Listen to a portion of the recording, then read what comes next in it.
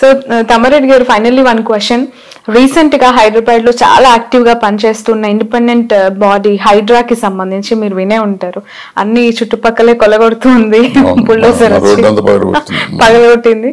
So Nagarjuna గారి N Convention కూల్చివేత పైన మీ అభిప్రాయం ఏంటి సార్? ఎందుకు ఇండస్ట్రీ వాళ్ళు ఎవ్వరూ కూడా దానిపైన స్పందించలేదు? అంటే ఇందాక నేను చెప్పాను కదమ్మా, పర్సనల్ ఇష్యూస్ గురించి ఇండస్ట్రీ మాట్లాడాల్సిన అవసరం ఏం లేదు. ఆయన ఒక సెపరేట్ ఎంటిటీ, ఒక బిజినెస్ చేసుకుంటున్నాడు కన్వెన్షన్ సెంటర్. ఆ కన్వెన్షన్ సెంటర్ నాగార్జున సినిమా యాక్టర్ది కాదు, నాగార్జున అనే ఇండివిజువల్ది. ఆయన ఇండివిజువల్ ఆయన ఏం చేసుకుంటున్నాడో మాకు సంబంధం లేదు. సినిమా యాక్టర్గా అతని మీద మనం ఏమన్నా చేసి ఉంటే మేము మాట్లాడేవాళ్ళం. సినిమా యాక్టర్గా కాదు చేసింది, ఒక సినిమా అయినా ఏదో వైలేషన్ ఉందని వాళ్ళు చేశారు. ఉందా లేదనేది వాళ్ళు కోర్టులో తెలుసుకోవాలి కదా, మనకు సంబంధం లేదు కదా. మేము వెళ్ళిపోయి మీరు ఏలు పెట్టి అది తప్పో మాకు తెలియకుండా, మనకు సగం మందికి సగం నాలెడ్జ్ ఉండదు ఇక్కడ ఎవరికి, ఎందుకు వీళ్ళు ఏలు పెడతారు ఎవరన్నా. ఓకే, ఎలా ఉంది సార్ హైదరాబాద్ పంతి ఓవరాల్ గా మీకు అవగాహన? మంచిదే అది, కానీ ఎప్పుడు ఏంటంటే ఇవాళ హైదరాబాద్ లో 50% ఆక్యుపైడ్ ఉంటాయి అన్ని, లేకపోతే పర్మిషన్ లేనియో ఉంటాయి.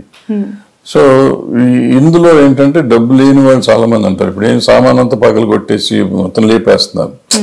సో పెద్ద బిల్డింగ్, ఇప్పుడు ఇందాక మీరు ఇది మా ఆయన చెప్పారు ఇన్కన్వెన్షన్ అన్నారు, అటువంటి అది 30 కోట్లు 20 కోట్లను పోయి ఉండొచ్చు. ఆయన బయట దానికి ఆయన అఫోర్డ్ చేయగలడు. అదే చిన్న చిన్న గుడిసెలు చిన్న చిన్న కూల కొట్టేశారు, దాంట్లో సామాను స్టవ్లు ఏయో పెట్టుకుని ఉంటారు పాప వాళ్ళు. అవన్నీ పోతే వాళ్ళు కొనాలంటే వాళ్ళు ఎంత పడుతుంది టైము. సో వాళ్ళకి రీహాబిలిటేషన్ ఏమైనా చూపించి చేస్తే, ఎందుకంటే ఆక్యుపై చేస్తున్నప్పుడు వీళ్ళంతా సైలెంట్గా ఉన్నారు. ఆఫీసర్స్ అంతా పర్మిషన్లు ఇచ్చారు, పవర్ ఇచ్చారు, వాటర్ ఇచ్చారు, అన్ని ఇచ్చారు. ఇవాళ ఇల్లు కూలగొడుతున్నారు. వాళ్ళు అన్ని ఉన్నాయంటే ముడిసిపోయి అక్కడ ఉంటున్నారు కదా. సో వాళ్ళకి మళ్ళీ రీహాబిలిటేషన్ చేసి వాళ్ళని చేసినాక నువ్వు కూలగొడితే బాగుండేది. అది లేకుండా చేయటం అనేది కరెక్ట్ కాదు అది. సో దాంతో కొంచెం ఇబ్బందిగానే ఉంటుంది. ఈవెన్ మిడిల్ క్లాస్ ఇప్పుడు చాలా మనం కష్టపడి, మీరు నేను లాంటి వాళ్ళం కష్టాలు పడి ఇక్కడ ఇటువంటి ఫ్లాట్లు తీసుకుని ఇన్స్టాల్మెంట్ ఈఎంఐలు కట్టుకుంటూ ఉంటున్నాం. ఇది తప్పని తెలిసి సైట్లో వచ్చి పట్టక్కుని కొడితే మన బతికేమైపోతుంది, మన లైఫ్ టైం ఎర్నింగ్ అంతా ఇక్కడే పోతుంది కదా. ఇప్పుడు పెద్దవాళ్ళు ఇప్పుడు ఫామ్ హౌస్లో, రోడ్డు మీద కొట్టిన ఫామ్ హౌస్లో వాళ్ళకి ఏం బాదు. ఆ ఫామ్ హౌస్లు ఏదో సరదాగా కట్టుకున్నారు, వాళ్ళు వచ్చేది కాదు పెట్టేది కాదు, ఉన్నా పోయినా పెద్ద ఫీల్ అవ్వరు, వాళ్ళకి అంత ఆస్తులు ఉన్నాయి. బట్ మనం చిన్న వాళ్ళం ఫ్లాట్లో ఉన్న వాళ్ళం కానీ, లేదా చిన్న వాటిల్లో ఉన్నవాళ్ళు కానీ వీళ్ళ పరిస్థితి ఏంటి? వాళ్ళని చూసుకోవాలి కదా, చూడాల్సిన బాధ్యత ప్రభుత్వానికి ఉంది కదా. ఇది అన్ని చెప్పుకుంటూ ఈ పర్మిషన్లు ఇచ్చి మన అలో చేసిన ఆఫీసర్స్ అందరి మీద కూడా యాక్షన్ తీసుకోవాలి ఫస్ట్. నన్ను ఇల్లు కూలగొడుతున్నారు సరే, నా ఇల్లు కడతానికి పర్మిషన్ ఇచ్చిన వాడు కదా దుర్మార్గుడు. నన్ను మోసం చేశాడు, మిమ్మల్ని మోసం చేశాడు. He's cheated the public plus the government. అటువంటి వాళ్ళ మీద ఏం యాక్షన్ తీసుకుంటున్నారు? అది చేసిన రోజున గవర్నమెంట్ గొప్పదని ఒప్పుకోవాలి. ఈ కూలగొట్టగానే హీరోలు అన్నది అంటాం కాదు, కూలగొట్టడంతో పాటు ఎవరెవరు తప్పులు చేశారో వాళ్ళందరి మీద యాక్షన్ తీసుకుంటే అప్పుడు వాళ్ళు గొప్ప. ట్రాన్స్పరెంట్ గా ఈ వింగ్ పనిచేస్తుందని నమ్మకం కలిగిందా సార్ ఈ 1 month లో? అది జరిగితే ట్రాన్స్పరెంట్ గా చేసినట్టు ఒప్పుకుంటా. ఇప్పుడు ట్రాన్స్పరెంట్ అని నేను ఒప్పుకోను ఇంకా. అంటే ట్రాన్స్పరెంటే పాపం వాళ్ళు చేసేది వాళ్ళు చేస్తారు. ఇప్పుడు వాళ్ళు కూలగొట్టినవన్నీ నిజంగా తప్పుడు అవి కాదనుకో, మెజారిటీ అయ్యి ఉంటుంది. సో ఇప్పుడు ఇన్కన్వెన్షన్ లాంటి వాళ్ళు అది కాదు అని చెప్తున్నారు, అవును కాదనేది తెలుస్తుంది, తర్వాత తెలుస్తుంది. సో ఏంటంటే ఇప్పుడు నాకు వాళ్ళ మీద ఏం చేస్తావు యాక్షన్? ఇప్పుడు ఇన్కన్వెన్షన్ ఉండదు. ఫర్ ఎగ్జాంపుల్ 2011లో వాళ్ళు ఎవరో కేసు వేశారు, ఎందుకు ఆపలాడు? 14లో కొత్త గవర్నమెంట్ వచ్చినప్పుడు వీళ్ళు కేసు వేశారు, కూలగొట్టేస్తాను బెదిరించారు. అప్పుడు అక్కడ కూడా బుల్డోజర్లు వెళ్ళి చేయలేదు, ఎందుకు చేయలేదు? సో అప్పుడు ఆఫీసుల మీద ఏం తీసుకోవాలా? అంతకుముందు 2011లో పెట్టిన దాని మీద ఏం తీసుకోవాలా? కోర్టు కేసు ఉంటే అసలు వీళ్ళు ఎందుకు ఇక్కడ కొట్టారు? మరి వీళ్ళు ఇప్పుడు చేయగలిగినప్పుడు 2014లో వాళ్ళు ఎందుకు చేయాలి? గవర్నమెంట్ 2011లో గవర్నమెంట్ ఎందుకు చేయాలి? ఇదే కోర్టు ఆర్డర్ని కాదని చెప్పి వీళ్ళు చేసినప్పుడు అప్పుడు కోర్టు ఆర్డర్ని కాదని వాళ్ళు చేసి ఉండొచ్చు కదా, ఎందుకు చేయలే? సో అప్పుడు ఎవడెవడు దాంట్లో కల్పిట్టు, 2014లో ఎవడు కల్పిట్టు, ఇప్పుడు ఎవడు కల్పిట్టు, ఎవడో అయితే వాళ్ళ మీద యాక్షన్ తీసుకోవాలి. అప్పుడు దాన్ని కరెక్ట్ అనుకుంటాం. రైట్ సార్, కాసేపటి క్రితమే ఒక బ్రేకింగ్ న్యూస్ అంటే అప్డేట్ సార్. జనసేన పార్టీ నుంచి సదర్ కొరియోగ్రాఫర్ ని సస్పెండ్ చేసిన తర్వాత బాధిత మహిళకి అల్లు అర్జున్ గారు నెక్స్ట్ మూవీలో ఆఫర్ ఇచ్చారు అని చెప్పి. సో అల్లు అర్జున్ గారికి, పవన్ కళ్యాణ్ గారికి నచ్చనివి అల్లు అర్జున్ గారికి ఎందుకు నచ్చుతున్నాయి? తను నో అన్నవి ఈయన ఎందుకు ఎస్ అంటున్నారు? అసలు ఆ న్యూస్ మాకు తెలియదమ్మా, అది ఏం తెలీదు. అవునా కాదా అని కూడా తెలియకుండా మనం దాని మీద కామెంట్ చేయటం కరెక్ట్. అంటే గత కొంతకాలంగా mega versus Allu family issues బాగా అసలు లేవు, నాకు తెలిసి అటువంటి ఇష్యూస్ లేవు. మొన్న కూడా పెట్టాను నేను.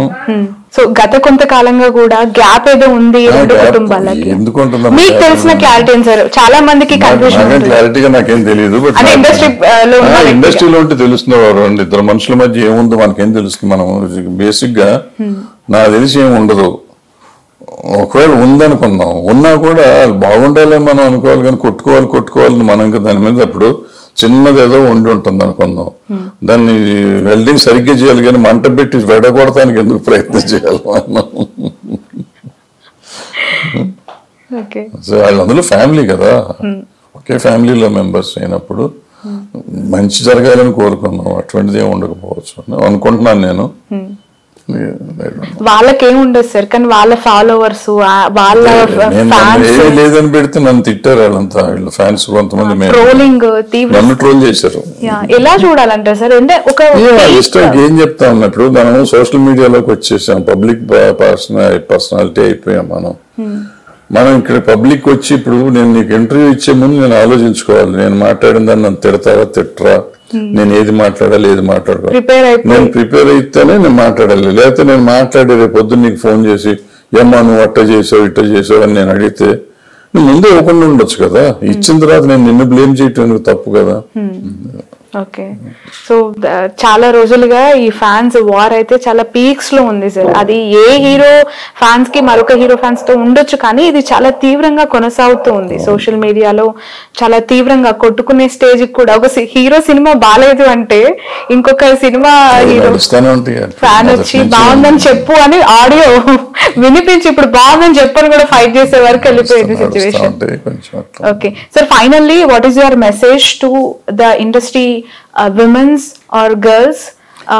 ఉమెన్ అయినా మెన్ అయినా ఎవరైనా కానీ ఎవరన్నా భయపెట్టినా, ఎవరన్నా బ్లాక్ మెయిల్ చేసినా, ఎవరన్నా క్విట్ ప్రోప్రో లాగా నాకు ఇది ఇస్తేనే అది చేస్తాను అది ఇస్తేనే ఇది చేస్తానని ఉంటే మాత్రం డోంట్ సరెండర్. మనం భయపడక్కర్లేదు. ఎవరన్నా అంటే ఛాంబర్కి వచ్చి కంప్లైంట్ ఇవ్వచ్చు, లేకపోతే యూనియన్లో ఇవ్వచ్చు. ధైర్యంగా ఉండాలి. ఎందుకంటే ప్రతిదానికి మనం ఏదో ఒకటి ఇచ్చి చేసుకుందాం అనేది కాదు. అక్కడ మనం టాలెంట్ ఉన్నవాడు ఇందులో సర్వైవ్ అవుతారు ఎట్లయినా కానీ. ఒట్టి దాంతో సర్వైవ్ అవుతారని నమ్ముకుంటే మాత్రం అది మోసం, అది జరగదు, అది అబద్ధం కూడా. టాలెంట్ ఉంటేనే అది ఉన్న టాలెంట్ ఉంటేనే ఉంటుంది. నీకు టాలెంట్ ఉన్నప్పుడు అది ఉన్నా లేకపోతే నడుస్తుంది, సింపుల్.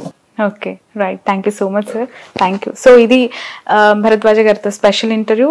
ఈ రోజు వరకు కూడా అనేక ఆరోపణలు మన కొరియోగ్రాఫర్ కి సంబంధించి అండ్ బాధిత మహిళకి సంబంధించి అసలు ఏం చర్యలు ఉండబోతున్నాయి, ఇండస్ట్రీ ఎలా రియాక్ట్ అవుతుంది, ఎస్పెషల్లీ కమిటీ ఇప్పటి వరకు ఉందని తెలియదు అనే వార్తలు వస్తున్న నేపథ్యంలో అది 2013లో ఫామ్ అయింది అని చెప్పి భరద్వాజ గారు ఒక సెన్సేషన్ న్యూస్ కూడా చెప్పడం జరిగింది. దానికి సంబంధించి కూడా లెటర్ ఇస్తానని ఆయన క్లియర్ కట్ గా చెప్తూ ఉన్నారు. That's all for